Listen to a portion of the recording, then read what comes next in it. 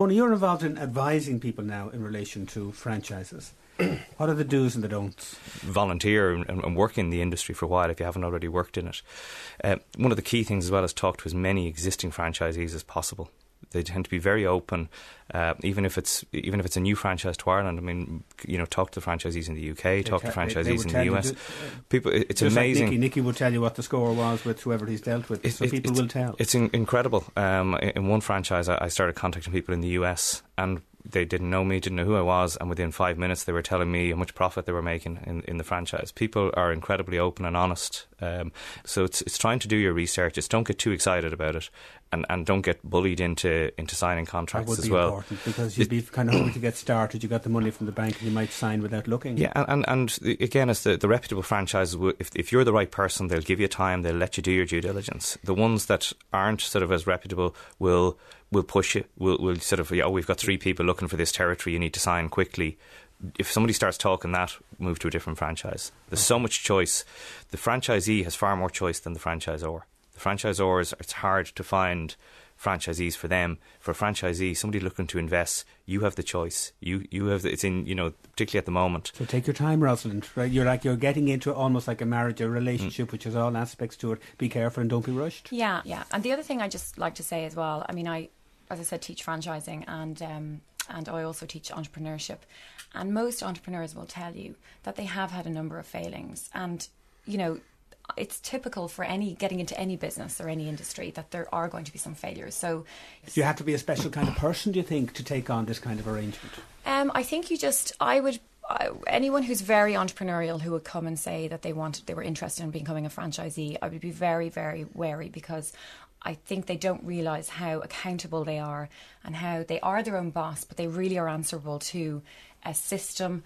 And some entrepreneurs just want to be left on their own and they want to do their own thing, and that's why they want to get into business. So I would say, if it's a new idea and there isn't a company that's established that you think matches, why not consider looking into doing a business plan and seeing if you could actually start it yourself? Because I think we need to start generating our own indigenous companies and new entrepreneurial firms, and for them to then go and franchise and to grow that way. And that's where I think we should be looking, as opposed to buying in from an idea from the States. Why not create it yourself and get a business plan together, put that energy into that, and then if you really feel that it's not for you or the risk is too high, well then maybe look at the franchising route. Well, that's something you've done, Nicky, a few times with your own ideas, whether it was juice or whatever else it was that you were setting up.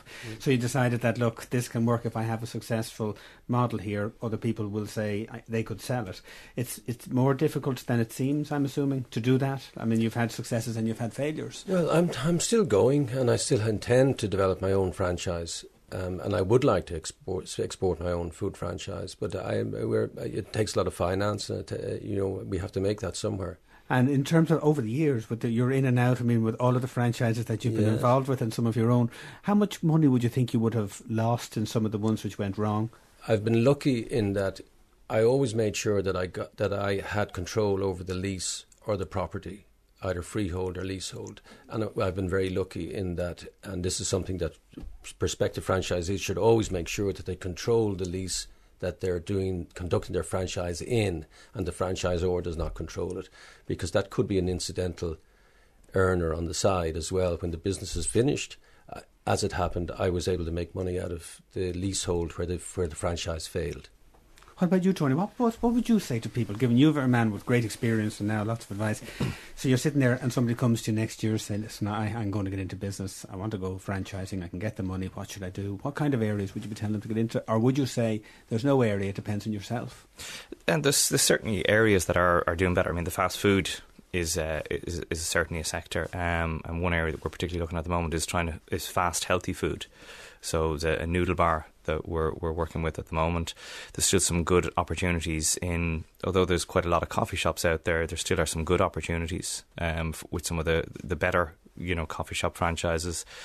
There's lots of home-based franchises, so the investment is a lot less. There's business consultancy opportunities. There's working at the moment, which we're looking to take internationally as a franchise now, which is a prepaid MasterCard franchise, Ruby Card. So that one has been very successful, and that's one we're going to take. What's that? Ruby Card. It's a prepaid MasterCard. So effectively, it's a debit card. So there's no credit, no risk associated with it. Anybody can have one. It's outside of the bank network. It's going to be working with credit unions and with charities and other brands to have their own card. So they'll be able to get a little bit of charity contributions from every time you use it, that kind of thing. Yeah. So there's lots of opportunities. So there's lots of opportunities. There's, again, looking at, a mobile car servicing business, lots of things. But again, we're seeing a lot of activity in the ones where there's not premises based at the moment, working from home, which is lower investment, lower risk, and then easier, obviously, to get the funding. Well, hopefully many people will take some heart out of your contributions this morning and the fact that there are things to do out there. So Rosalind Beer, Nikki Toppin and Tony Dignam, thank you all very much. The Business.